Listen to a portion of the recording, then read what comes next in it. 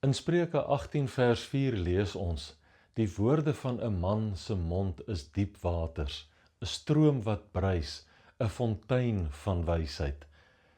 Vriende, ons kan so baie by mekaar leer.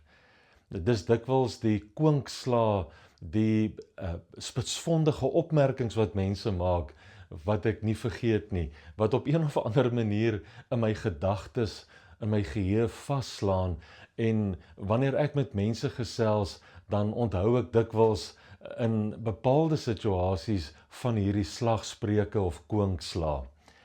So het ek byvoorbeeld al gehoor, hy wat 'n ander een jaag, staan self nie stil nie. Om iemand se tuin te kritiseer, haal nie die bossies uit jou eie uit nie.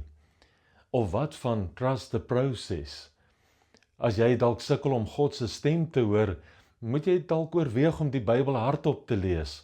En wanneer jy bid en dit voel vir jou asof jy in die plafon vasbid, gaan staan buite en bid.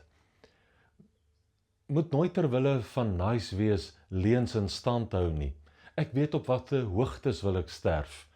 'n Man wat baie van homself gedink het nie baie gedink nie. En so kan ek aanhou en aanhou. Daar is soveel treffende slagspreuke wat ek al gehoor het.